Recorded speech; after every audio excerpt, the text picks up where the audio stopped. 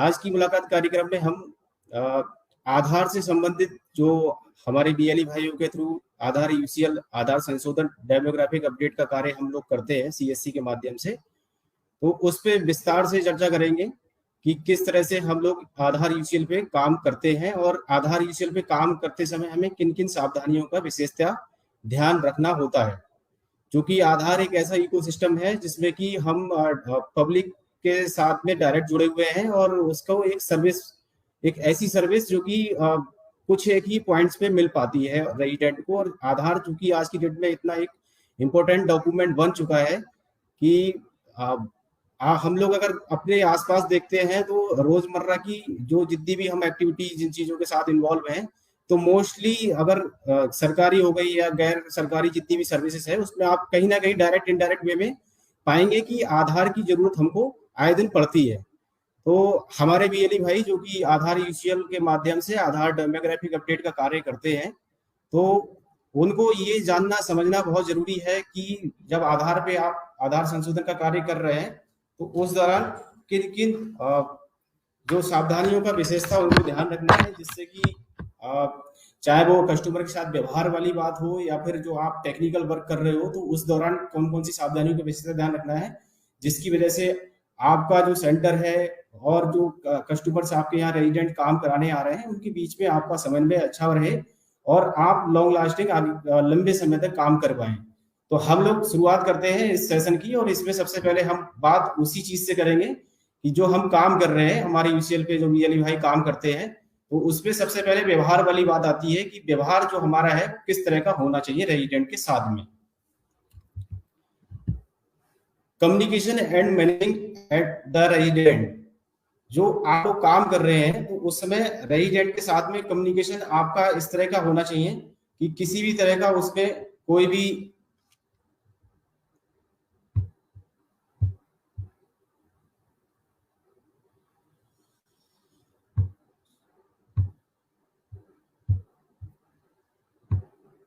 क्षमा चाहेंगे एक second. Communication and managing resident, जो रेजिडेंट आपके यहाँ काम कराने आ रहे हैं तो उनके साथ आप इस तरह का कम्युनिकेशन रखें कि किसी भी तरह का उसके साथ में कोई छल फरेब या झूठ सच इस तरह की चीजें नहीं आए निकल के। क्योंकि जब से आधार एक्ट 2016 में एक्ट बना तब से जो आधार है उसमें एक्ट के अकॉर्डिंग जो सेक्शन वाइज कुछ एक नियम कानून बनाए गए हैं कि अगर किसी भी रेजिडेंट के साथ में हम लोग कुछ भी अगर मिसबिहेव या इस तरह की कुछ एक्टिविटी करते हैं तो उसके अगेंस्ट में हमारे अगेंस्ट यूआईडीआई के द्वारा कुछ एक एक्शन लिए जा सकते हैं। तो हमें जो रेजिडेंट है उसके साथ में कम्युनिकेशन और जो रेजिडेंट आया है उसके साथ में व्यवहार अच्छा रखना है। जो दिन में हम काम करते हैं तो डेली अपना जो काम है ड्यूटी है उसको प्लान करें कि किस तरह से हमें काम करना है।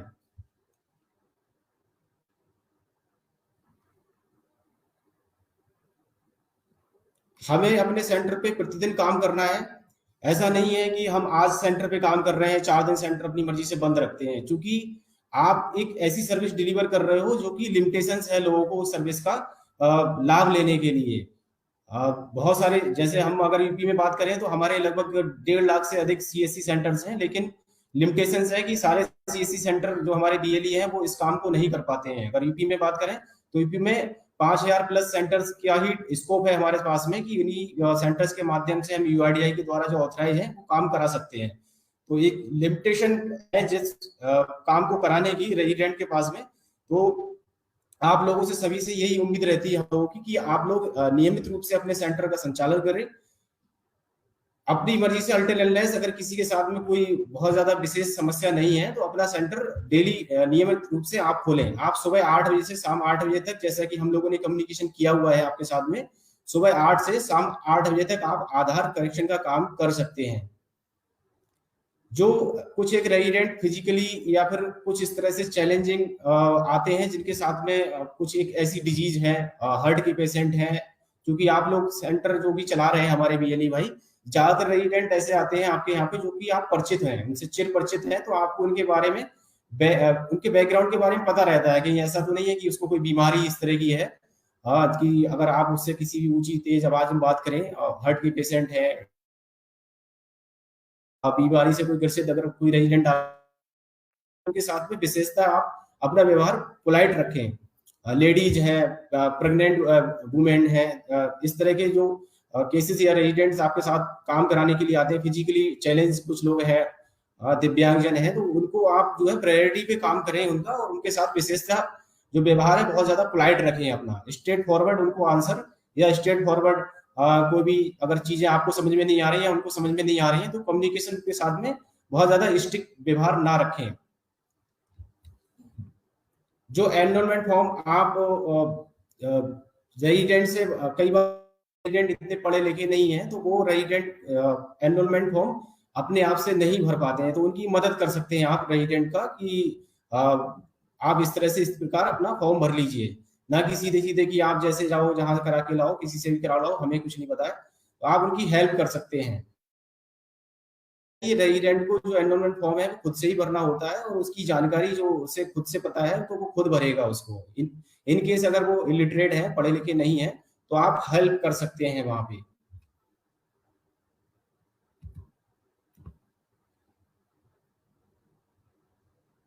कुछ एक चीजें हैं आधार पे, जब आप आधार सेंटर चला रहे हैं तो उस समय ग्रीवियांस और क्वेश्चन कुछ सजेशन के पर्पज से कुछ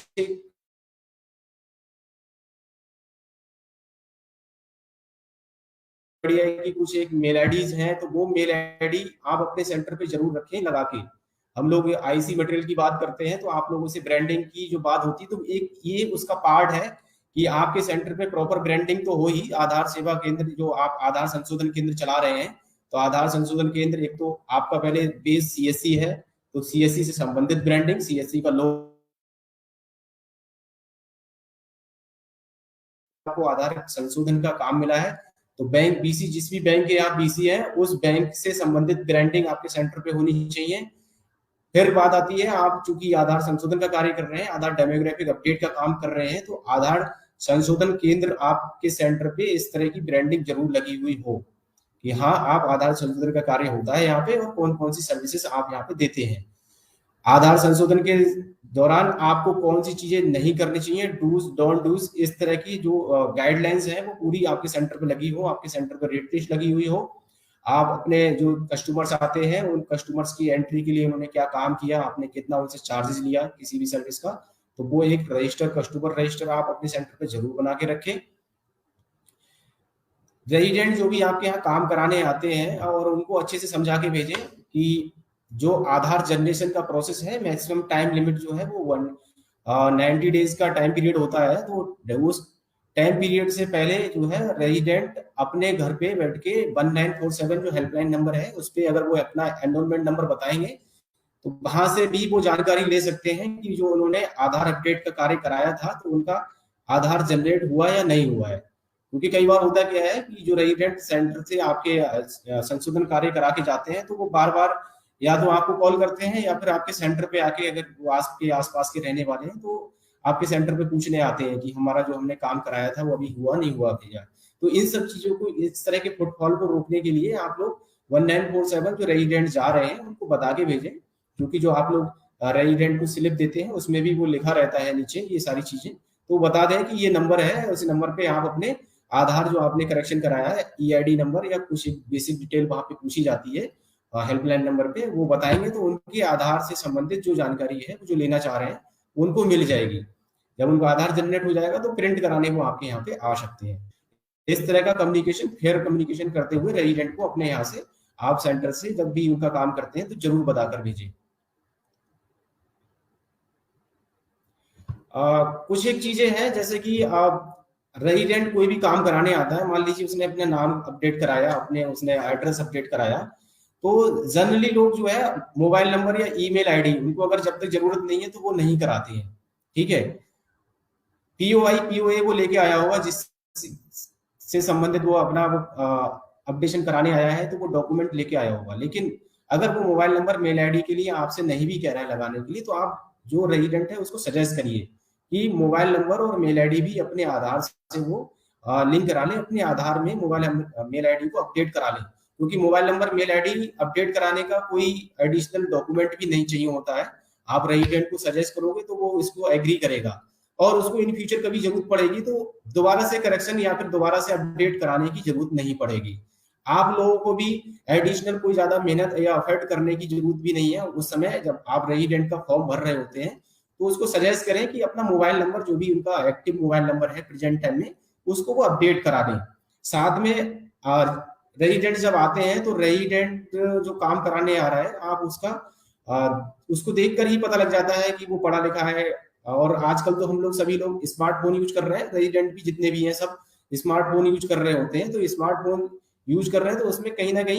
कोई मेल आईडी जरूर उसने अपनी बनाई होगी, किसी भी ना किसी पर्पज से काम को यूज में लाने के लिए। तो मेल आईडी के लिए भी आप सजेस्ट कर सकते हो कि आप मेल आईडी अपनी अपडेट करा लीजिए आधार में। और आधार एनरोलमेंट फॉर्म पे सिंपल सा मेल आईडी आपने मेंशन किया, और जब आप उसका करेक्शन कर रहे हैं तो जो फील्ड्स हैं मोबाइल नंबर और मेल आईडी वाली, तो वहां पे आप मोबाइल नंबर और मेल आईडी भी उसका लिंक करें। इससे क्या होगा, कई बार मोबाइल पे ओटीपी नहीं आता है। मोबाइल पे इस तरह के जो कोई भी किसी का कहीं आधार यूज करने की, अगर मिस यूज करने की कोशिश कर रहा है, तो फेलियर वाले मैसेज ओटीपी मोबाइल पे नहीं आते। मोबाइल पे जो केवल इस तरह के ओटीपी आते हैं जो सक्सेस होते हैं। लेकिन मेल आईडी पे अगर रेजिडेंट के आधार से कोई भी कहीं पे भी कुछ भी हिट करने की कोशिश करेगा तो उस पर फेलियर के मैसेज भी आते हैं। तो उस पर्पज से मेल आईडी को भी लिंक अप कराना बहुत ज्यादा जरूरी है। आप रेजिडेंट को अपने आधार में मेल आईडी को लिंक कराने के लिए सजेस्ट करें।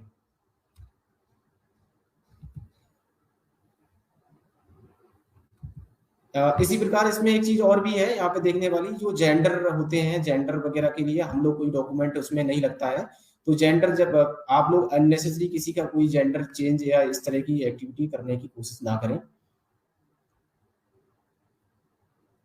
डॉक्यूमेंट से संबंधित ये सारी चीजें जो है व्यवहार में आती हैं कि आप जो रेजिडेंट आ रहा है तो उससे बेसिक सी क्या चीजें, आप उसका काम जो अपडेशन कराने आ रहा है वो तो वो करोगे ही आप, लेकिन साथ में और चीजें आप उसके लिए फिर या अपना कस्टमर्स के साथ में अच्छा कम्युनिकेशन, अच्छी सर्विस को एड ऑन करने के लिए क्या क्या चीजें कर सकते हैं। ठीक है,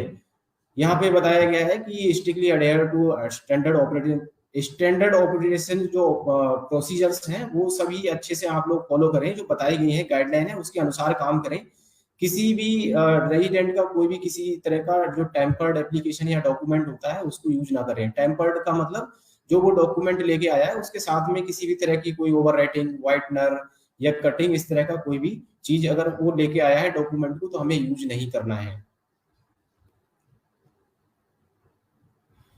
आधार सर्विस के लिए एडिशनल जो चार्जेस हैं वो नहीं लेने हमें। डेमोग्राफिक अपडेट है या डॉक्यूमेंट अपडेट है, दोनों के लिए 50 रुपीज चार्जेस आपको बताए गए हैं, तो 50 रुपीज चार्जेस ही हमें लेने हैं। प्रिंट के लिए भी आप लोग कलर फोटो कॉपी, जो फोटो पेपर होता है कलर कॉपी और लेमिनेट करके देते हैं, तो 30 रुपीज मैक्सिमम उसके लिए अलाउड है। तो आपको यही चार्जेस रेजिडेंट से लेने हैं, इसके अलावा ज्यादा चार्जेस नहीं लेने हैं। अपना जो सिस्टम है आपको कभी भी विदाउट यूआईडी, सीएससी यूआईडी जो टीम है हमारी, 4 लोग हम यहाँ स्टेट में हैं, हमारे सेंट्रल टीम से भी आपको अगर कभी भी कोई कॉल आती है तो अगर सेंट्रल टीम से या आपको लग रहा है कि अननोन नंबर से कॉल आ रही है और आपको इंसिस्ट कर रहा है कि वो अपना आईडी डेस्क पे दे दीजिए या कोई ओटीपी बता दीजिए, तो प्लीज बिल्कुल भी ऐसा व्यवहार ना करें उनके साथ में। हम लोगों से जरूर संपर्क करें, जो यूआईडी सीएससी यूपी में यूआईडी की टीम है उनको बताएं। अपने डिस्ट्रिक्ट मैनेजर को भी आप बता सकते हैं, इन केस अगर यहाँ पे स्टेट में आप अप्रोच नहीं कर पा रहे हैं तो हमारे जिले में डिस्ट्रिक्ट मैनेजर, डिस्ट्रिक्ट टीम है, उनको बताएं कि इस तरह से हमारा आधार सॉफ्टवेयर को रिमोट पे लेने के लिए, एंड एक्स पे देने के लिए कॉल आ रही है, या कोई ओटीपी या इस तरह की कोई भी एक्टिविटी करने के लिए आपके साथ में व्यवहार बनाने की कोशिश कर रहा है, तो प्लीज किसी को भी अननोन पर्सन को आप लोग अपना एनीडेक्स बिल्कुल भी ना दें। जो आधार पे आप सिस्टम यूज कर रहे हैं उस सिस्टम को एनीडेक्स पे बिल्कुल नहीं दें।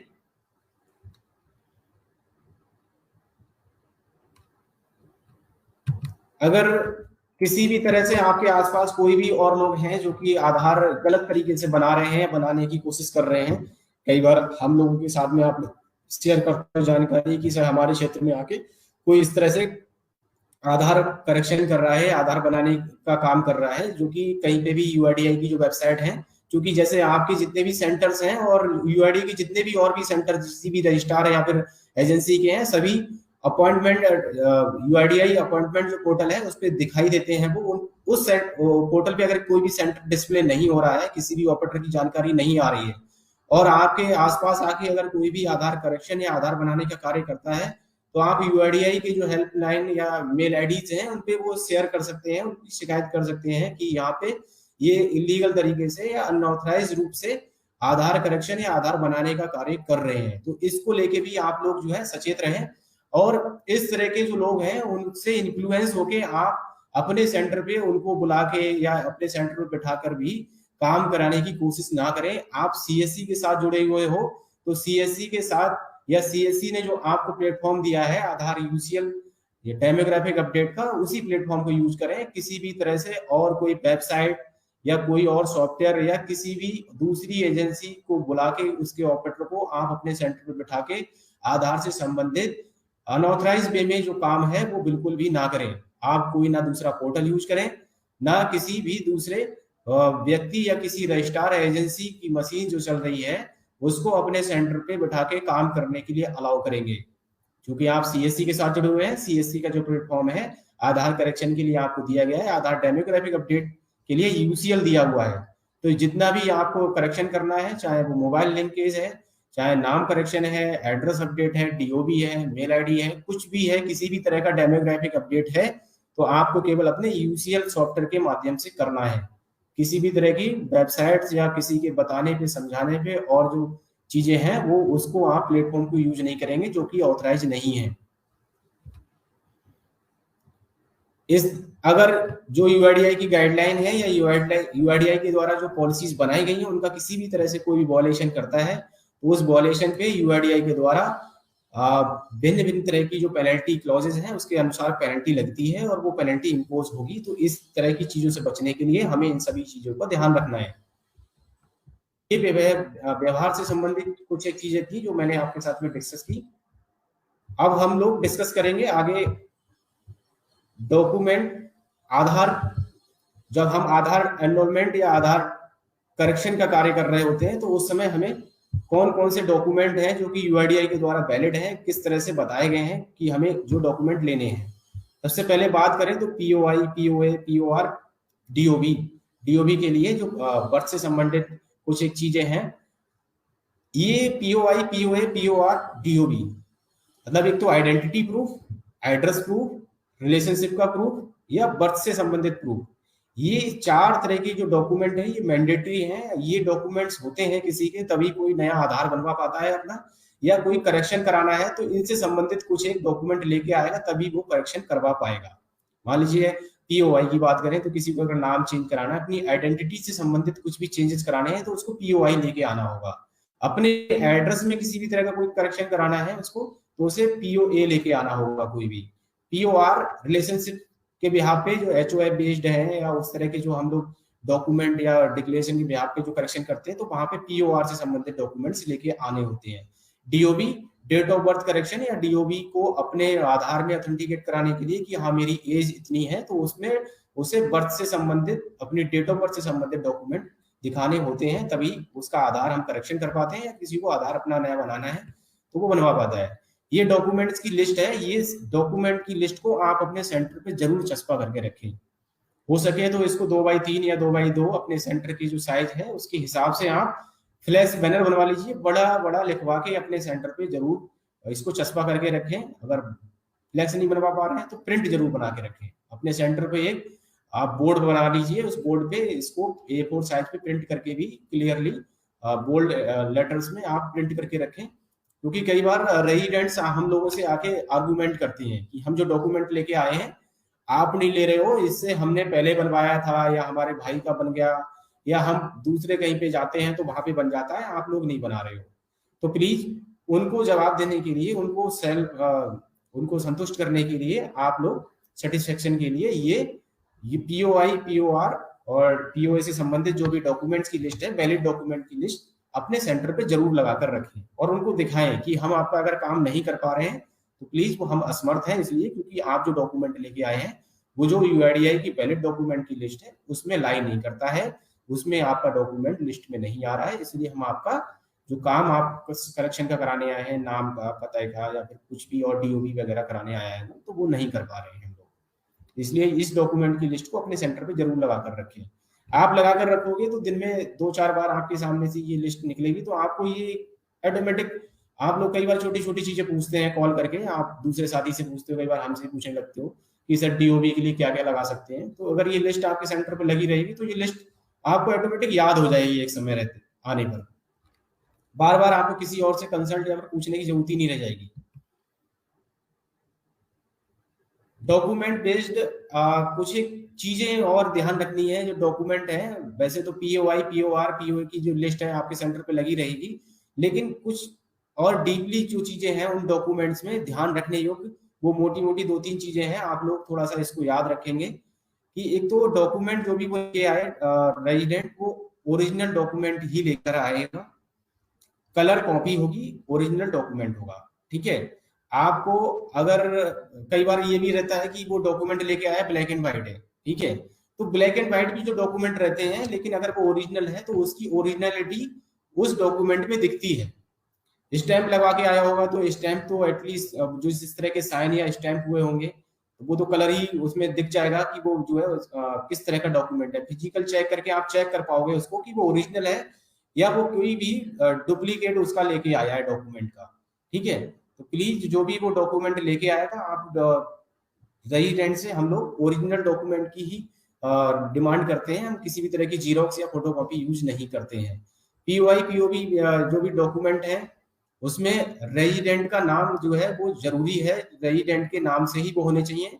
ऐसा नहीं है कि वो उसके फैमिली मेंबर का लेके आ गया और बोलेगा कि मेरा आधार सही कर दो। ठीक है। तो वो डॉक्यूमेंट जो लेके आएगा उसके नाम से ही वो डॉक्यूमेंट होने चाहिए। और जो वो डॉक्यूमेंट आते हैं, कुछ एक डॉक्यूमेंट ऐसे होते हैं जिनकी वैलिडिटी होती है, जैसे कि आप पासपोर्ट है, ड्राइविंग लाइसेंस है, तो इनकी वैलिडिटी है। या यूआईडीआई का स्टैंडर्ड फॉर्मेट भी हम आजकल यूज करते हैं, जो जिसमें कि एड्रेस अपडेट के लिए या कुछ भी और अपडेट कराना है,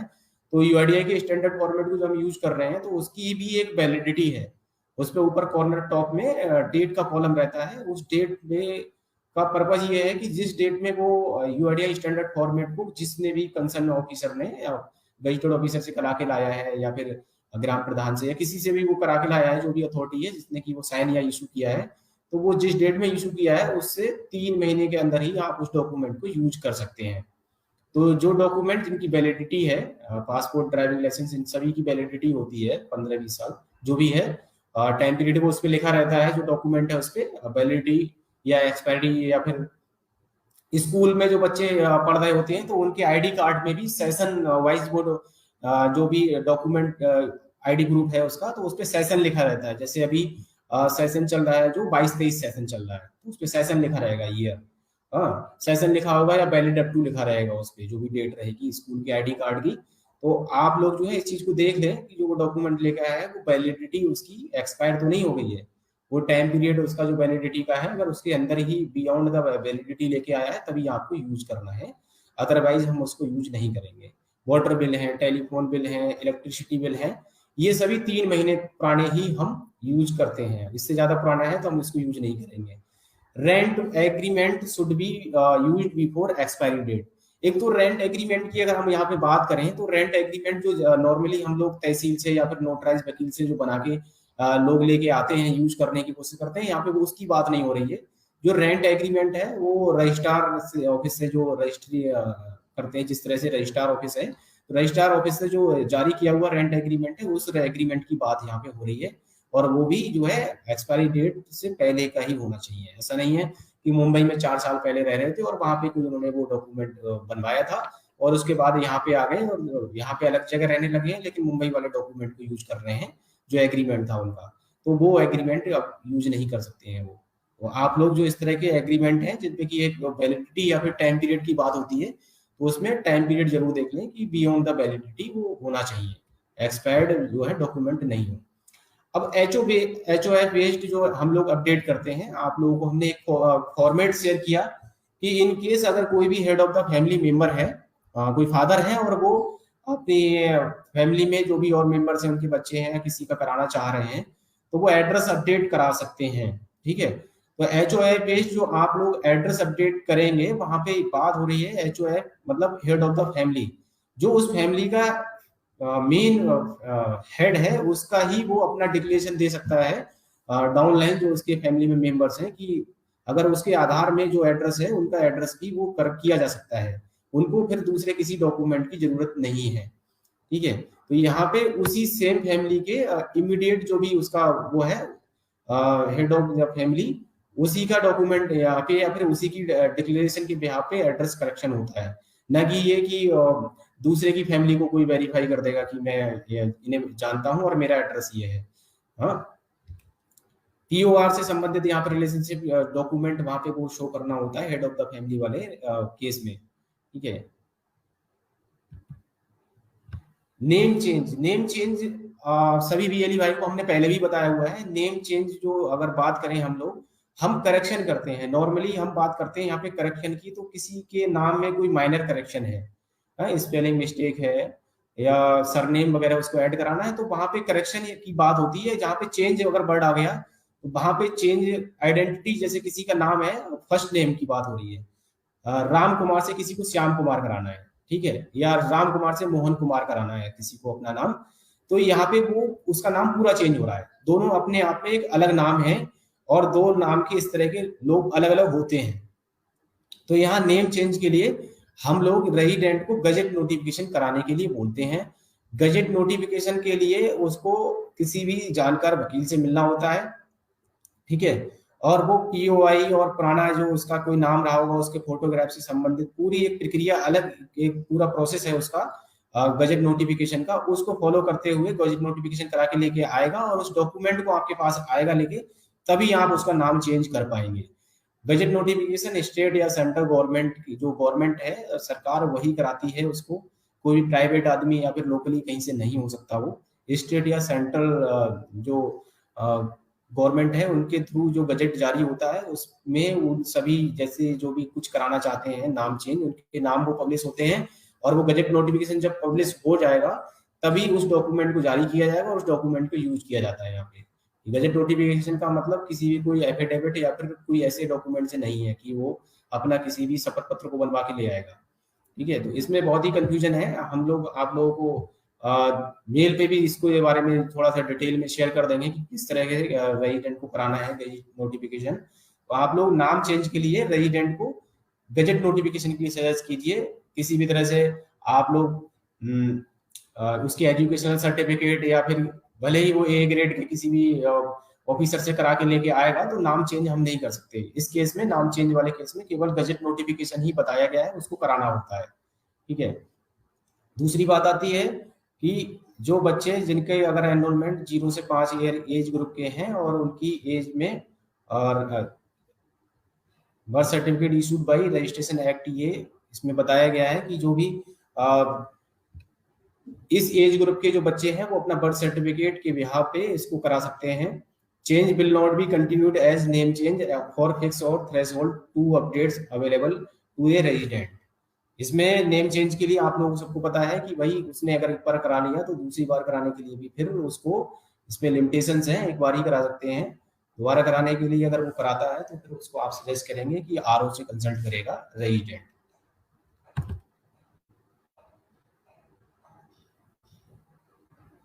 माइनर चेंजेस अगर आपको कुछ करनी होती है तो यहाँ पे ये एग्जांपल्स दिए गए हैं। कुछ एक माइनर चेंजेस के लिए आप लोग एक्सेप्ट कर सकते हैं। जैसे विनय कुमार का आधार में नाम है, विनय कुमार पीओआई में है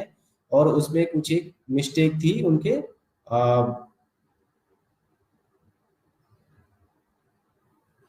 स्पेलिंग से संबंधित। प्रोनाउंसिएशन अगर हम किसी का उच्चारण करते हैं और उच्चारण में अगर वो चीज एक ही आ रही है पढ़ने में, तो आप यहाँ पे जो करेक्शन की बात है वो उससे है।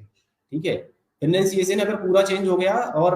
वो चेंज कराने की कोशिश कर रहे हैं तो वहां पे हमें गजट नोटिफिकेशन के लिए सजेस्ट करना होगा। यहाँ पे आप जो स्लाइड में दिखा रहा हूँ आप देख पा रहे होंगे, यहाँ पे कुछ एक स्पेलिंग से संबंधित मिस्टेक्स हैं।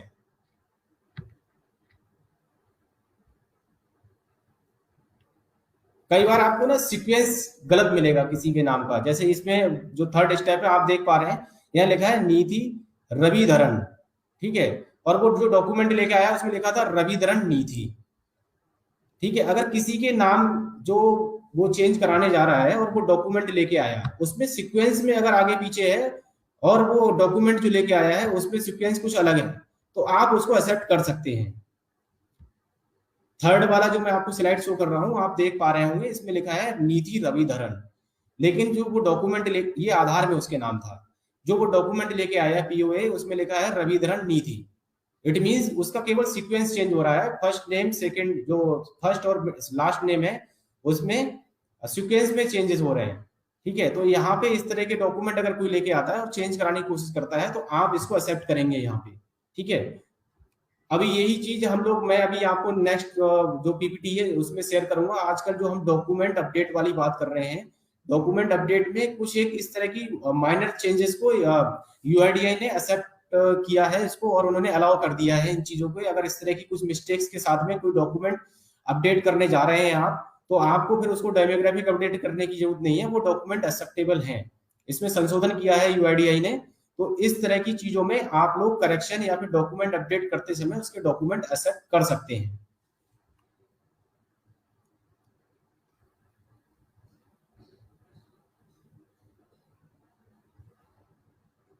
ये इस तरह की कुछ एक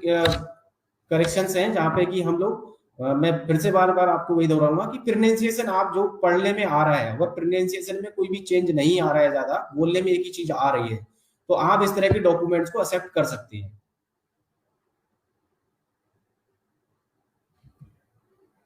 ये एचओए बेस्ड जो एक डॉक्यूमेंट या डिक्लेरेशन शेयर की गई है, जहां पे कि हेड ऑफ द फैमिली किसी का भी जो है उसके लिए वो अलाउ कर सकता है, पीओआर से संबंधित यहाँ पे दिया गया है, तो इसको यूज कर सकते हैं आप लोग हेड ऑफ द फैमिली वाले केस में। इसमें इमीडिएट फैमिली मेंबर का जो नाम है वो होना चाहिए, फादर, मदर, हस्बैंड, वाइफ, सन, डॉटर, ब्रदर, इस तरह के लोग अपना हेड, अगर वो हेड ऑफ द फैमिली है तो उनको वेरीफाई करके अलाउ कर सकते हैं।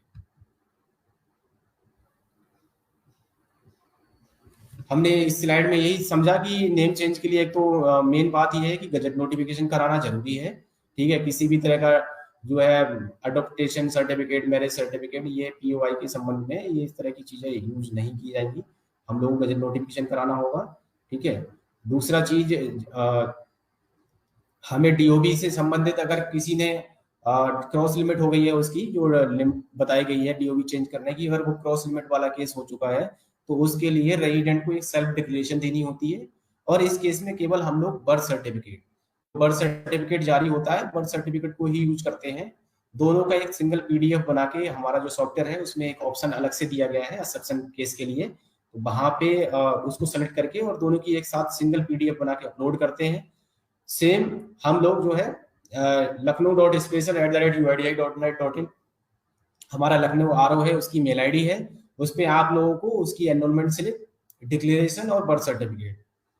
ये तीनों डॉक्यूमेंट मेल करने होते हैं। उसमें लिख के उसका डिटेल पूरा कि मैंने क्या, कहाँ पे क्या काम कराया। और नॉर्मली इस प्रक्रिया को जो है मेल करने की जो प्रक्रिया है वो रेजिडेंट को खुद ही करना होता है। इन केस अगर रेजिडेंट इतना समझदार है, पढ़ा लिखा है, या उसके पास मेल आईडी नहीं है, तो आप हेल्प कर सकते हैं उसको मेल करने में। एनरोलमेंट जो डीओबी क्रॉस लिमिट वाले होते हैं, इसमें कई बार देखा गया है कि बीएलई भाई हमारे या फिर जो ऑपरेटर्स हैं वो ये कहते हैं कि हमने जो प्रक्रिया बताई गई थी उसी को फॉलो किया, उसके बावजूद हमारा जो एनरोलमेंट है वो रिजेक्ट हो गया। तो उस पर मुझे आप लोगों को थोड़ा सा क्लियरिटी फिर से यही देनी है कि अगर वो रेजिडेंट का एनरोलमेंट रिजेक्ट हो जाता है तो आपको इस चीज से परेशान नहीं होना है, क्योंकि ये जो एनरोलमेंट है एक नॉर्मल एनरोलमेंट नहीं है, एक्सेप्शन हैंडलिंग केस है ये, ठीक है। और जो हमारा सॉफ्टवेयर है उसमें जो हम नॉर्मली एनरोलमेंट कर रहे होते हैं, क्योंकि ये नॉर्मल केस नहीं था, इसकी प्रक्रिया एक अलग प्रक्रिया बताई गई है, एक मैनुअल प्रोसेस है जिसमें कि आपको एक मेल भी करना होता है, ठीक है। तो आधार एनरोलमेंट क्लाइंट उसको, चूंकि ये नॉर्मल एनरोलमेंट नहीं था, वो 24 घंटे के अंदर आपको रिजेक्शन दिखाएगा और वो रिजेक्ट होगा, एनरोलमेंट 100% रिजेक्ट होता है इस केस में, ठीक है। लेकिन चूंकि जो दूसरा एक पार्ट आपको बताया हुआ है, जो प्रोसेस है कि मेल करने वाला, अगर वो आपने मेल कर दिया है, ठीक है, तो आपको जो 90 डेज की टाइम पीरियड है, 90 दिन का टाइम पीरियड है, उस टाइम पीरियड तक पूरा वेट करने के लिए रेजिडेंट को बताना है, ठीक है। जो आपने मेल किए हैं वहां पे ऑन डेली बेस पे जो है मल्टीपल मेल्स जाते हैं उस मेल आईडी पे, तो ये पॉसिबल नहीं है कि जो आपने मेल किया वो 1 2 3 4 दिन में मेल रीड आउट करके और आपका क्यूसी सक्सेसफुल कराया जा सके। तो इसलिए वो जो प्रोसेस है ना, थोड़ा सा ज्यादा टाइम टेकिंग हो जाता है, ठीक है। लेकिन जब उसकी क्यूसी होगी, मैनुअल क्यूसी यूआईडी टीम करेगी, जो आपके मेल्स गए होंगे उस मेल को चेक करेंगे और आपने जो एनरोलमेंट क्लाइंट के थ्रू उसका एनरोलमेंट किया है उस डिटेल को वो चेक करेंगे। दोनों चीजें अगर सही पाई जाएंगी, पूरे प्रोसेस को सही से फॉलो किया गया होगा, तो उसकी क्यूसी के बिहाफ पे उसको वो जनरेट किया जाएगा बाद में, ठीक है। तो सभी बीएलई भाई कभी भी परेशान ना हो इस चीज को लेके कि आपने जो एनरोलमेंट किया था वो रिजेक्ट हो गया। और हम फिर दोबारा एनरोलमेंट कर देते हैं कई बार। तो प्लीज रेजिडेंट को जो मैक्सिमम टाइम लिमिट किसी भी आधार को जनरेट होने की बताई गई है उस टाइम लिमिट तक वेट करने के लिए बोलिए। इन केस अगर किसी रेजिडेंट को बहुत ज्यादा जरूरत है या फिर उसको बहुत ज्यादा समस्या आ रही है, इस चीज से वो जूझ रहा है, काफी समय से उसका रिजेक्ट हो जा रहा है बार बार, तो आप सजेस्ट कर सकते हैं कि वो आरओ संपर्क कर सकता है रेजिडेंट। वो खुद से संपर्क करे, जो भी डॉक्यूमेंट्स है दस्तावेज के साथ में वो वहां पे पोस्ट भी कर सकता है या फिर जाके सबमिट भी कर सकता है आरओ में। आरओ हमारा जो है लखनऊ है, लखनऊ आरओ जो रीजनल ऑफिस यूआईडीआई है वहां पे जाके वो संपर्क कर सकता है रेजिडेंट खुद से। लेकिन उसको एनरोलमेंट कराना ही होगा। एनरोलमेंट उसे जो क्लाइंट है, चाहे वो यूसीएल हमारे जो बीएलई भाई यूज कर रहे हैं या फिर जो नॉर्मल ईसीएमपी क्लाइंट है जहाँ पे कि न्यू एनरोलमेंट भी होते हैं, उसके थ्रू भी वो कराएगा, ठीक है। लेकिन उसको दोनों प्रोसेस पूरे कराने होंगे, एक तो वहां पे एनरोलमेंट कराएगा क्लाइंट के थ्रू, और दूसरा जो मेल वाला प्रोसेस है उसको भी वो फॉलो करेगा, ठीक है। तो सभी रेजिडेंट को आप सही जानकारी दें, खुद भी अपनी जानकारी को करेक्ट करें कि ये जो प्रोसेस के थ्रू जितने भी एनरोलमेंट होते हैं वो रिजेक्ट इसलिए होते हैं क्योंकि ये एक्सेप्शन केस है, एक्सेप्शन हैंडलिंग में आता है, ये नॉर्मल केस नहीं था। जो डीओबी क्रॉस लिमिट में चले गए, जो डीओबी चेंज करने की जो ऑप्शंस दिए गए थे उससे ज्यादा वो बार ट्राई कर रहा है अपनी डीओबी को सही कराने के लिए, ठीक है। इसलिए उसका जो एनरोलमेंट है वो नॉर्मल एनरोलमेंट ना होकर के एक एक्सेप्शन एनरोलमेंट में जाएगा और दोनों प्रोसेस को उसे फॉलो करना होगा।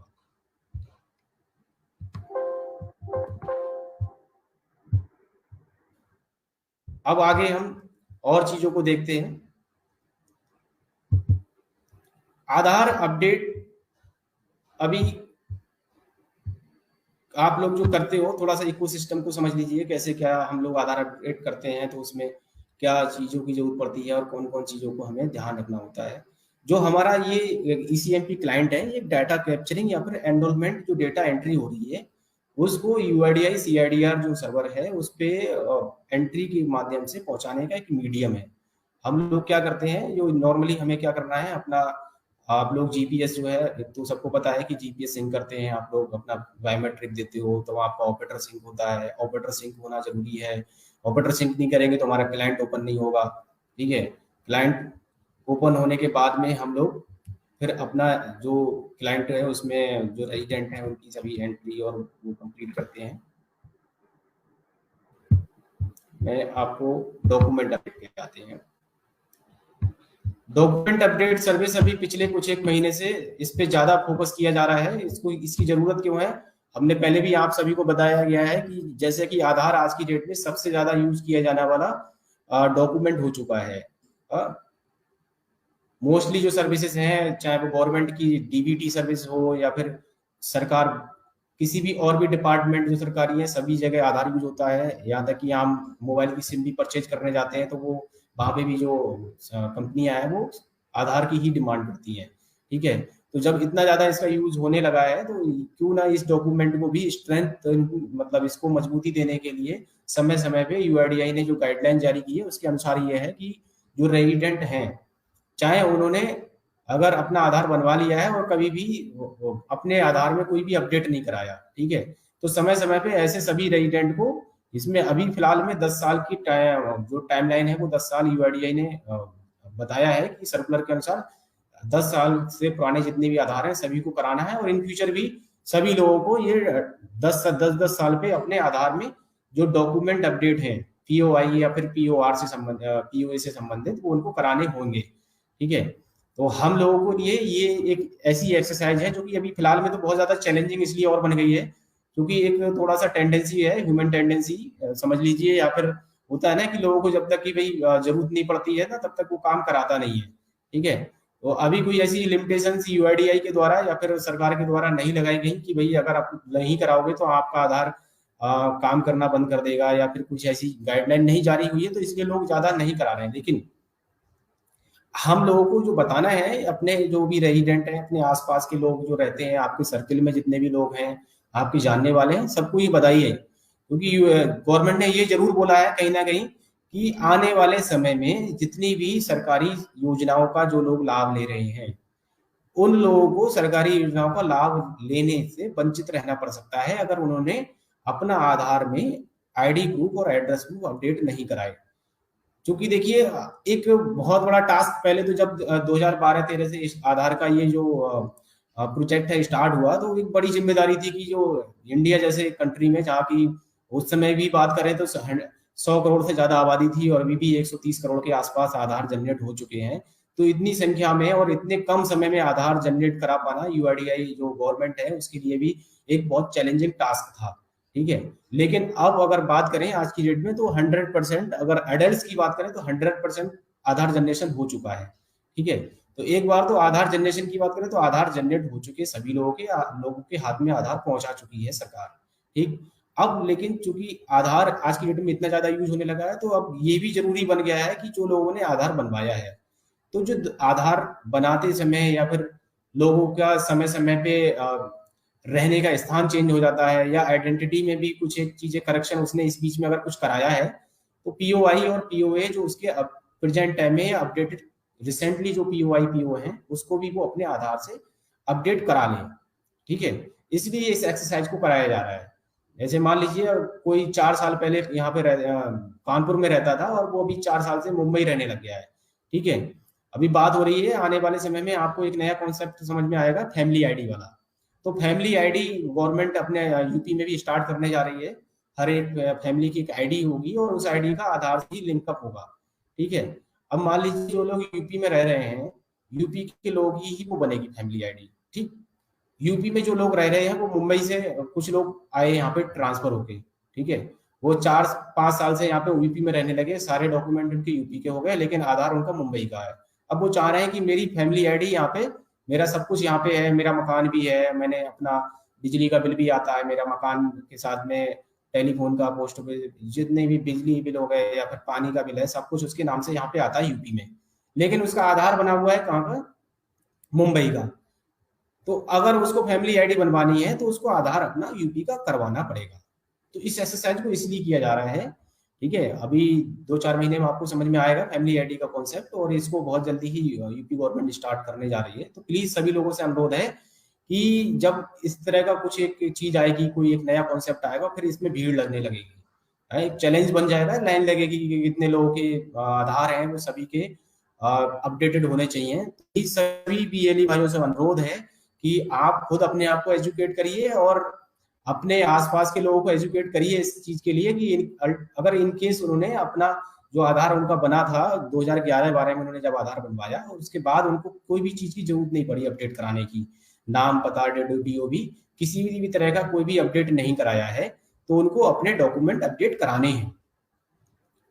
नाम से संबंधित मतलब जो पीओआई होते हैं वो कराएं, और पीओए है कोई भी डॉक्यूमेंट वो जरूर अपडेट करा लें अपने आधार में। ठीक है, अगर उन्होंने केवल मोबाइल नंबर अपडेट कराया था या मेल आईडी अपडेट कराई थी,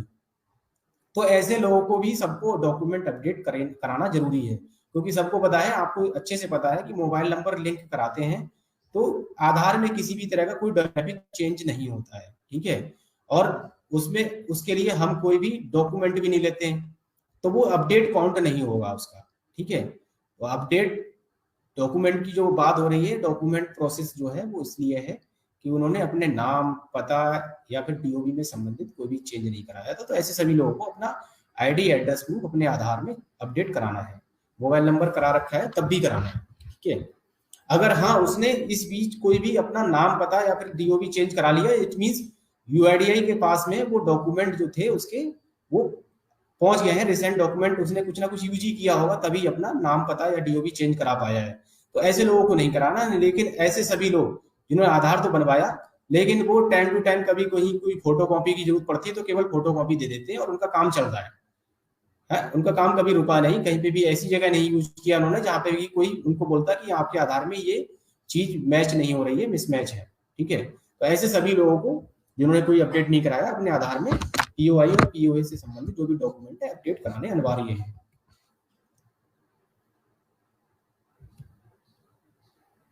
कैसे करा सकते हैं, एक तो रेजिडेंट जो है ऑफलाइन ऑनलाइन दो तरह के मोड हैं। हम लोग तो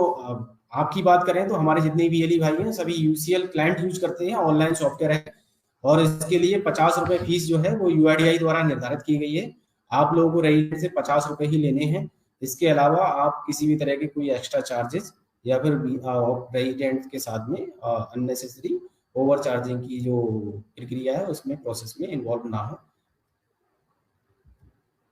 ये क्लाइंट है हमारा, जिस तरह से वर्क करता है, आप लोग सभी बीएलई भाई यूज करते हैं, किस तरह हम लोग करेंगे, आधार नंबर डालते हैं, उसकी डिटेल फैच करेंगे, और जो भी आधार नंबर डालने के बाद में आपकी स्क्रीन पे जो रेजिडेंट है उसकी डेमोग्राफी से संबंधित जानकारी आपको दिखने लगेगी। उसका नाम क्या है, उसका पता क्या है, उसकी डीओबी क्या है, इसको चेक कर लें अपने आधार जो वो लेके आया है उससे, और उसके साथ में जो भी वो डॉक्यूमेंट लेके आया है, पीओए, आईडी एड्रेस प्रूफ, उसको मैच कर लें कि एग्जैक्टली उसके रेजिडेंट की जो डेमोग्राफिक डिटेल है, उसके आईडी एड्रेस प्रूफ जो भी वो अपडेट कराने जा रहा है उससे मैच हो रही है। अगर उसमें कुछ भी मिसमैच है, नाम में मिसमैच है, उसकी डीओबी में मिसमैच है, एड्रेस में अपडेट मिसमैच है, तो प्लीज ऐसे डॉक्यूमेंट्स को आप अपलोड ना करें, नहीं तो वो रिजेक्शन में चला जाएगा और हमारे जो रिजेक्शन काउंट है उसमें काउंट होगा वो। ठीक है, अगर उसको अपने जो डॉक्यूमेंट वो लेके आया है उससे उसके संबंधित ही अपडेट कराना है, तो फिर उसको सजेस्ट करेंगे हम लोग कि आप डेमोग्राफिक अपडेट कराइए। तो जो दूसरा हमारा नॉर्मल डेमोग्राफिक अपडेट का प्रोसीजर है उसको हम फॉलो करेंगे। ठीक है, तो यहाँ पे हम लोग जो डॉक्यूमेंट्स वो लेके आए एग्जैक्ट अगर डिटेल मैच हो रही है तो पीओए लेकर उसको अपडेट करके स्कैन करके अपलोड कर देंगे। तो सेम जैसे हम वेरीफाई करते हैं वेरीफाई करेंगे, जो आधार एनरोलमेंट फॉर्म है, स्लिप है, वो दोनों स्कैन करके अटैच करके अपलोड कर देंगे, और सिंपल इस तरह से डॉक्यूमेंट अपडेट हो जाएगा। यहाँ पे डॉक्यूमेंट अपडेट में जो है दो तीन चीजें आपको ध्यान रखनी है मेनली, जैसा कि मैंने बताया आपको कि एक तो आप लोग जो डॉक्यूमेंट को लेके आया है उससे संबंधित जो डॉक्यूमेंट या आधार में डिटेल है उसको एग्जैक्ट मैच कर लें, अगर मिसमैच है तो यहाँ पे आपको उसको यूज नहीं करना है। एक नोटिफिकेशन अभी रिसेंटली इशू हुआ है यूआईडीआई के द्वारा, यहाँ पे डॉक्यूमेंट अपडेट जितने भी हमारे बीएलई भाई हैं इसको ध्यान से पढ़ें कि इसमें कुछ एक माइनर करेक्शन यूआईडीआई ने बोला है, जो कि मैं आपको पहले बता रहा था अभी थोड़ी देर पहले दूसरी स्लाइड में, कि पीओआई और पीओए जो हम लोग बात कर रहे हैं कि बिल्कुल ही मैच होना चाहिए, तो उसमें कुछ एक चेंजेस यूआईडीआई ने किए हैं कि कौन कौन सी चीजों को हम एक्सेप्ट कर सकते हैं। यहाँ लिखा है इन्होंने, in case where the part of the name not in same sequence POI in Aadhaar the same में बी एक्सेप्टेड। जो मैं आपको पहले वाली स्लाइड में दिखाना चाह रहा था, जैसे किसी का नाम में फर्स्ट नेम और जो उसका लास्ट नेम है उसमें सीक्वेंस में अंतर है। ठीक है, मतलब आधार में उसका नाम लिखा है पवित्र कुमार, और जो पीओआई लेके आया है उसमें लिखा है कुमार पवित्रा। ठीक है, तो इस तरह के डॉक्यूमेंट आप एक्सेप्ट कर लेंगे उसको। ठीक है, फर्स्ट नेम और लास्ट नेम का जो सीक्वेंस है केवल सीक्वेंस चेंज हो रहा है। ठीक है, उसकी आइडेंटिटी मतलब ऐसे नहीं लग रहा है कि वो अलग ही आदमी है कोई। ठीक है, तो इस तरह के डॉक्यूमेंट को आप यहाँ पे यूआईडीआई ने बोला है हम एक्सेप्ट कर लेंगे। ठीक है, अभी तक हम लोग स्पष्ट बोल रहे थे कि अगर किसी के आधार में स्पेलिंग में भी बिल्कुल वो चीज है तो हम यूज नहीं करेंगे, तो यहाँ पे यूज करेंगे। जैसे यहाँ पे देखिए 2 नंबर पे लिखा हुआ है माइनर स्पेलिंग मिस्टेक, मतलब प्रोनाउंसिएशन अगर हम कर रहे हैं, किसी का नाम जैसे सविता है और सविता 2 तरह से लिखते हैं लोग कई बार, ऐसे BAITA लिखेंगे और ऐसे BITHA लिखेंगे। दोनों अगर हम प्रोनाउंसिएशन करते हैं, पढ़ने में बोलने में जो निकल के आता है, पढ़ने में तो आपको लगेगा कि स्पेलिंग अलग अलग है। ठीक है, लेकिन बोलने में अगर हम इसको प्रोनाउंसिएशन करेंगे तो सविता ही बोला जाएगा। ठीक है, तो ऐसे अगर डॉक्यूमेंट कोई भी लेके आ रहा है तो आप एक्सेप्ट करेंगे।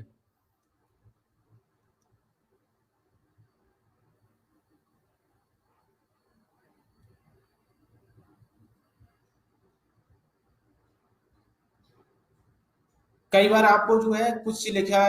जो पुराने आधार बने हुए हैं तो उसमें आपको जो यहाँ पे 4th नंबर वाला केस है, इसमें एक केस और दिखाया गया है कि अगर फॉर एग्जांपल राम सुंदर मनोहर, आधार में लिखा है राम सुंदर मनोहर, और उसका जो पीओआई है उसमें शॉर्ट में लिखा हुआ है RS मनोहर। ठीक है, तो इस तरह के जो डॉक्यूमेंट्स हैं वो भी यहाँ पे एक्सेप्टेशन उसका लिए एक्सेप्टेड बोला है उन्होंने कि वो एक्सेप्ट करेंगे जब इसकी क्यूसी होगी, क्योंकि अभी जितने भी डॉक्यूमेंट अपडेट जो जब से प्रोसेस स्टार्ट हुआ है तो इसके लिए अलग से प्रोसीजर बनाया जा रहा है, पूरा चल रहा है इस पे काम। ठीक है, तो ये कुछ एक माइनर चीजें हैं जो कि आपको बोला गया है। पैन कार्ड विद और विदाउट सिग्नेचर में भी एक्सेप्टेड।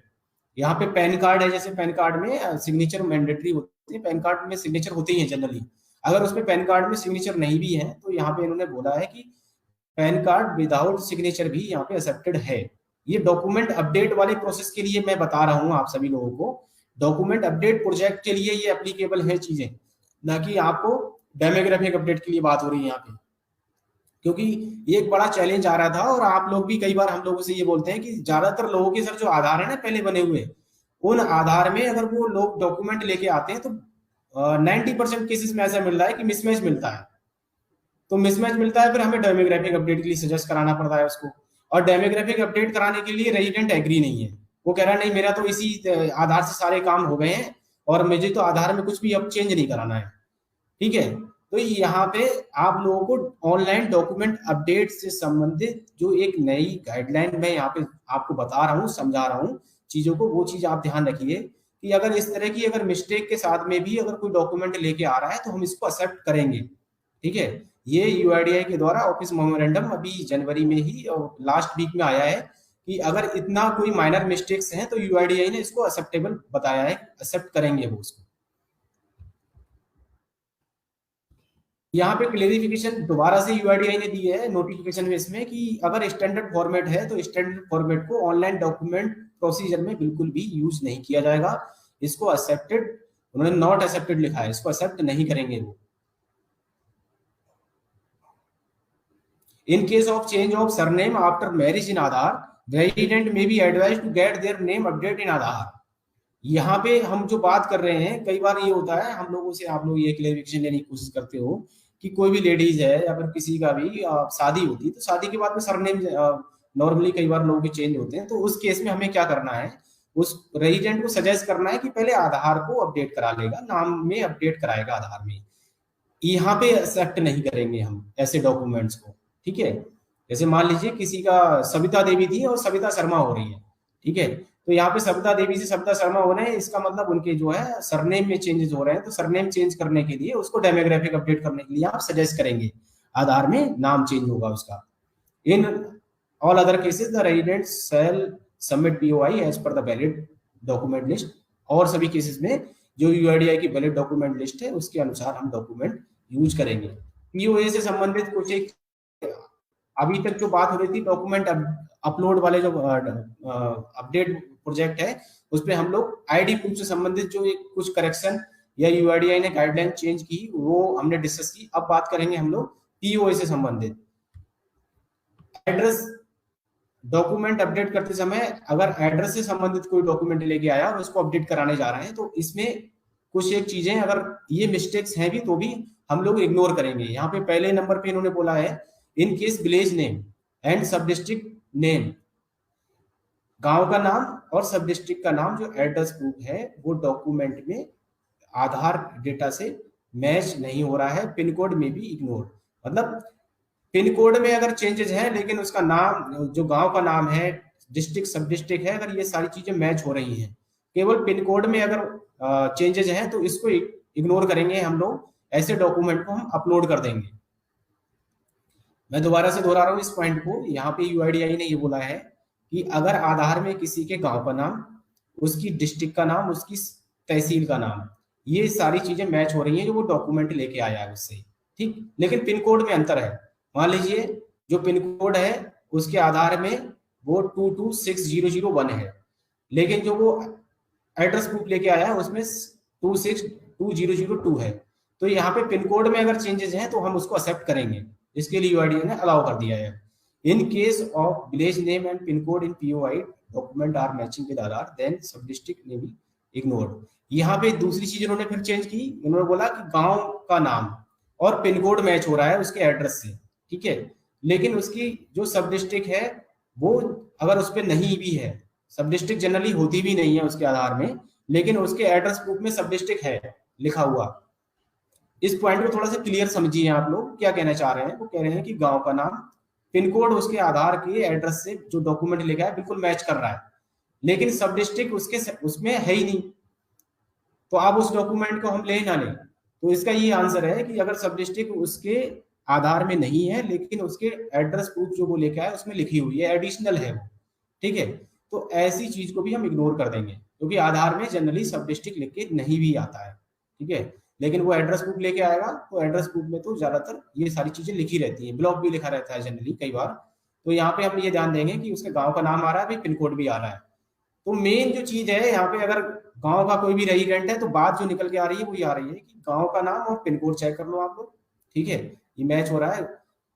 जैसे वहां पे हम बात कर रहे थे कि किसी की फर्स्ट नेम जो है ना वो मेन आइडेंटिटी होती है, किसी का पहला नाम है अगर वो चेंज हो रहा है तो इसका मतलब हम उसे नाम चेंज की संज्ञा लेते हैं, उसको करेक्शन नहीं बोलेंगे, ठीक है। तो यहाँ पे भी अगर कोई गांव में रहने वाला व्यक्ति है, उसका गांव का नाम सही है और पिन कोड से कुछ मिसमैच हो रहा है, उसकी सब डिस्ट्रिक्ट से कुछ मिसमैच हो रहा है, तो हम इसको एक्सेप्ट करेंगे। अब यहाँ पे गली, कई बार जो स्ट्रीट नंबर या गली इस तरह का जो रहता है, कोई भी सिटी में रह रहा है, जो रेजिडेंट होते हैं उसमें भी अगर कुछ एक मिस्टेक्स हैं, उसके डॉक्यूमेंट अपडेट जो कराने आए डॉक्यूमेंट लेके वो एड्रेस में, तो इसको भी एक्सेप्ट करने के लिए यूआईडीआई ने अलाउ कर दिया है। ट्रांसलेशन से संबंधित, मतलब जो भी प्रोनाउंसिएशन के बाद में अगर चीज आ रहा है, पढ़ने में आ रहा है वही चीज आ रहा है, प्रोनाउंसिएशन उसका एक ही आ रहा है, तो हम लोग उसको एक्सेप्ट करेंगे।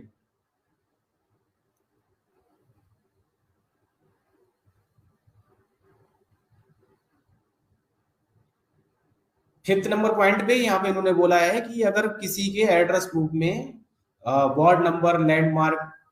मतलब जो भी वो डॉक्यूमेंट जो डिटेल में चीजें रहती हैं, क्योंकि भी अगर सिटी में रहने वाला व्यक्ति है तो सिटी में हाउस नंबर, लैंडमार्क भी लिखा रहता है, कई बार स्ट्रीट नंबर भी लिखा होगा, वार्ड नंबर भी लिखा होगा। तो इन्होंने यहाँ पे ये क्लियरली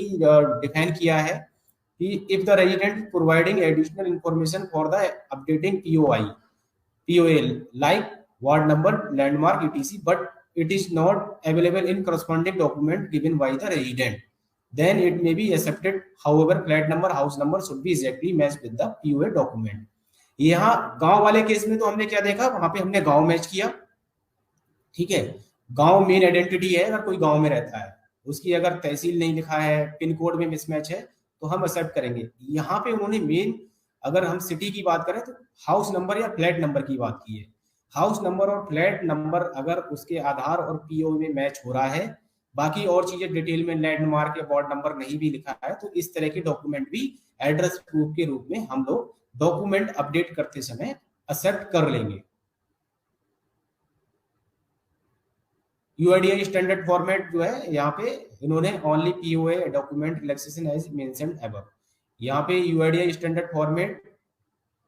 एड्रेस प्रूफ के रूप में डॉक्यूमेंट में यूज कर सकते हैं आप लोग। आईडी प्रूफ में स्टैंडर्ड फॉर्मेट आपको यूज नहीं करना है। Blank stamp on photograph in passbook which is usually skipped is not available, may be also accepted. कई बार क्या होता है कि जो स्टैम्प है, हम लोग पासबुक की बात करें, अगर हम पासबुक भी यूज करते हैं तो वहां पे ब्लैंक स्टैम्प ऑन फोटोग्राफ पे अगर स्टैम्प सही से नहीं लगी है या फिर ब्लैंक है, बैंक की जो स्टैम्प है अगर वो नहीं भी है वहां पे, तो उन्होंने इसको एक्सेप्टेबल बोला है। क्लियरिटी यहाँ पे फिर से दोबारा दी है कुछ चीजों पे इन्होंने, POA document not containing or there is mismatch in state pin code due to a revision of administrative boundaries or the state document ye advised to get her date। Address proof में अगर pin code में कुछ एक ऐसे changes हैं जहां की state, district या सब डिस्ट्रिक्ट की उस तरह का कुछ एक चेंजेस हुए हैं। पिन कोड आप लोग देखते हैं कई बार, आप लोग जब करेक्शन भी कर रहे होते हैं तो कुछ पिन कोड आते नहीं है, अब रेजिडेंट बोलता नहीं हमें यही पिन कोड चाहिए, तो इस तरह के जितने पिन कोड्स हैं वो हमें डायरेक्टरी, जो डायरेक्टरी है उसमें ऐड ऑन कराने होते हैं। उसके लिए आप लोग सजेस्ट कर सकते हो, हम लोगों के साथ में शेयर कर दीजिए कि आपके एरिया के ये पिन कोड्स हैं, वो आपके क्लाइंट में नहीं आ रहे हैं और वो पिन कोड्स अवेलेबल हैं, पोस्ट ऑफिस उस पिन कोड के साथ में है ग्राउंड पे अगर फिजिकली, तो ऐसे पिन कोड्स को आरओ के साथ में शेयर किया जाता है और उसको ऐड ऑन कराया जाता है। तो प्लीज इस तरह के पिन कोड्स को, अगर आपके साथ में कुछ एक चैलेंज आ रहे हैं, आप नॉर्मली भी चैलेंज फेस करते होंगे कई बार कि कुछ पिन कोड्स नहीं आ रहे हैं एरिया पिन कोड और वो है वहां पे ग्राउंड पे, तो ऐसे पिन कोड्स की डिटेल आप लोग हमारे साथ शेयर कर सकते हैं।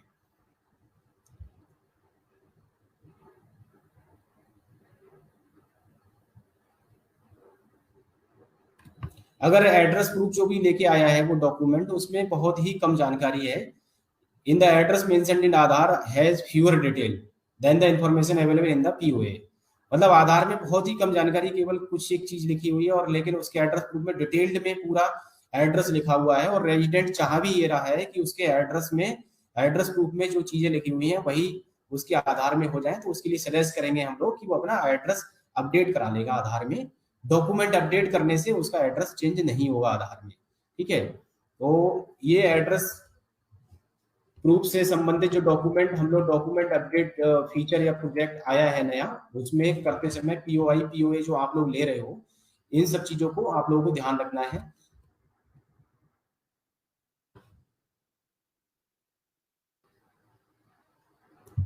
कुछ एक एरर और पेनल्टीज की बात कर लेते हैं हम लोग, क्योंकि जो काम कर रहे हैं हम लोग अभी पिछले कुछ एक महीनों से, आप लोग देख रहे होंगे कि एक बड़ा चैलेंज हम लोगों के सामने अब ये आ गया है कि काम करते हैं तो आईडी सस्पेंड हो जाती है, फिर उस पर पेनल्टीज भी आ रही है रिजेक्शन के बिहाफ पे। तो ये कुछ एक पेनल्टीज और रिजेक्शन है, उसके बारे में हम थोड़ा डिस्कस कर लेते हैं।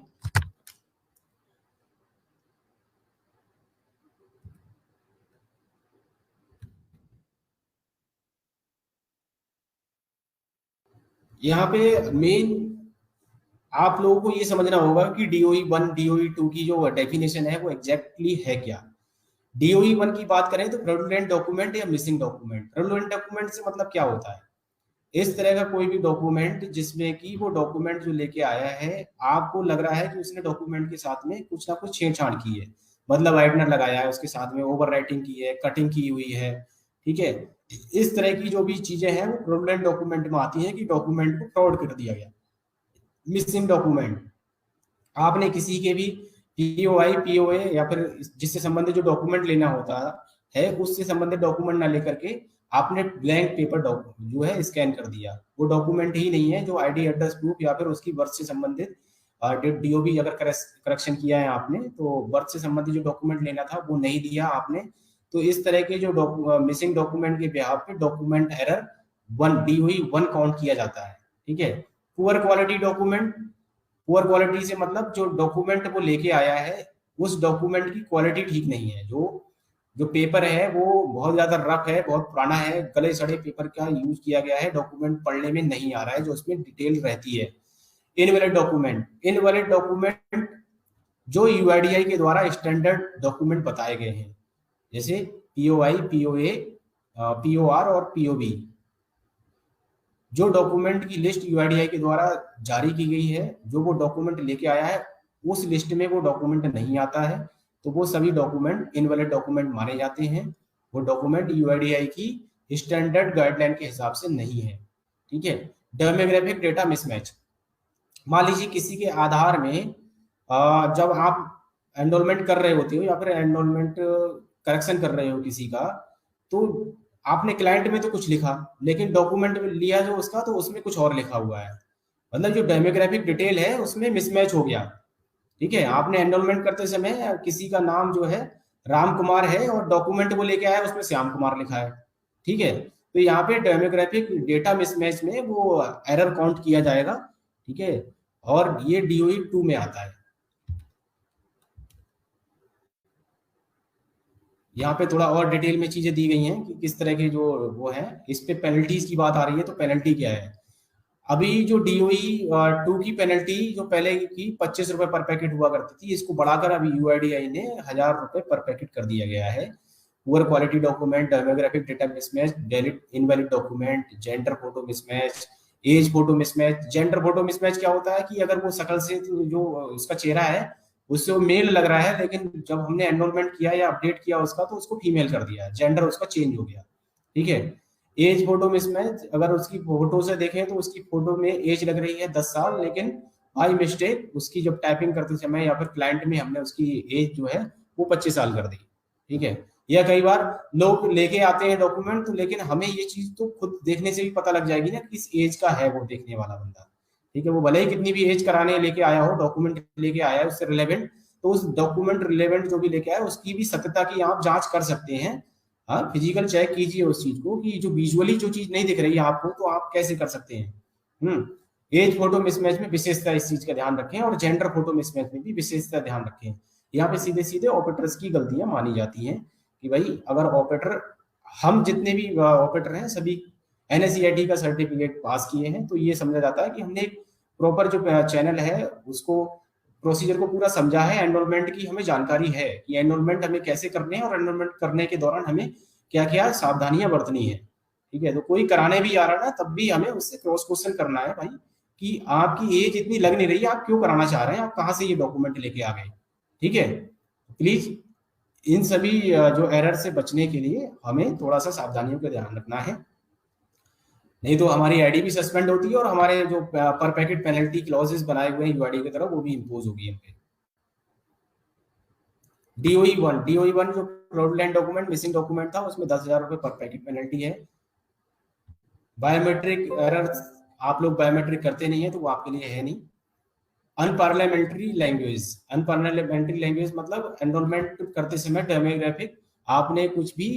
एब्यूजिंग लैंग्वेज या फिर उस तरह की अगर कुछ भी आप करेंगे तो वो उसमें आएगा। इसके अलावा यूआईडीआई की अगर जो सॉफ्टवेयर है उसके साथ में किसी भी तरह का कोई भी हम टेम्परिंग या कुछ करते हैं, गमी फिंगर या फिर रबर थंब यूज किया जा रहा है, तो उसमें ये पेनल्टी जो है पर ऑपरेटर लगती है। ओवर चार्जिंग, पैसे ज्यादा लेने पे 50 रुपए डेमोग्राफिक अपडेट का है, उससे ज्यादा लेते हैं, डॉक्यूमेंट अपडेट का भी 50 रुपए है, उससे ज्यादा लेते हैं, तो 50,000 रुपए पर पैकेट पर ऑपरेटर इसमें लगती है। ये डिटेल में कुछ एक बताया गया है DOE 1 DOE 2 के बारे में, कि हम आप लोगों को शेयर भी कर देंगे। कुछ और जो चीजें हैं वो थोड़ा सा ध्यान देने वाली है यहाँ पे। कोई भी ऑपरेटर, जो हमारे जितने भी यूसीएल ऑपरेटर हैं या और भी जो ऑपरेटर आधार में काम कर रहे होते हैं, उन सभी को ये चीज ध्यान रखनी है कि आप लोग अपनी मशीन में ही लॉगिन करने के लिए ऑथराइज हैं। एक ऑपरेटर दो जगह ऑनबोर्ड या दो जगह लॉगिन नहीं कर सकता, या फिर एक ऑपरेटर दूसरे की मशीन पे भी लॉगिन नहीं करेगा। किसी भी तरह से हार्ड कॉपी या सॉफ्ट कॉपी आधार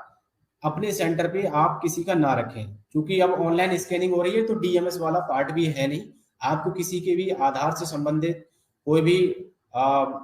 डॉक्यूमेंट अपने सेंटर पे नहीं रखना है। आधार की कॉपी तो बिल्कुल नहीं रखेंगे आप लोग अपने सेंटर पे। आधार एनरोलमेंट करते समय सन ऑफ या फिर डॉटर ऑफ, इस तरह की चीजें अब हटा दी गई हैं, केवल क्योर ऑफ आता है, तो क्योर ऑफ ही हम लोगों को अलाउ है, वहां पे सन ऑफ या डॉटर ऑफ हम लोग नहीं देखते हैं। डीओबी चेंज या फिर जेंडर चेंज अननेसेसरी किसी का नहीं करेंगे। आधार कार्ड जो है एचओएफ बेस केस में अटैच नहीं किया जाता है। इसमें एचओएफ बेस अगर एनरोलमेंट है तो उस केस में ये डिक्लेरेशन या फिर जो हेड ऑफ द फैमिली है उसका एक साइन किया हुआ डॉक्यूमेंट अपलोड होता है। यहाँ पे 5th क्लास या 8th क्लास की जो मार्कशीट है उसको वैलिड नहीं माना गया है डीओबी चेंज के लिए। जो डीओबी चेंज के लिए मार्कशीट है 10th 12th जो बोर्ड से इशूड होती है उसके लिए ही अलाउ किया गया है यूआईडीआई के द्वारा।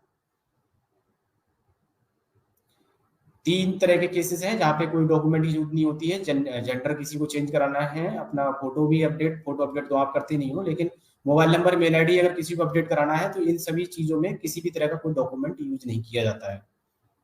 वोटर आईडी, अगर आप लोग आईडी एड्रेस प्रूफ दोनों के लिए यूज कर रहे हैं तो वहां पे दोनों तरफ से ही आपको स्कैन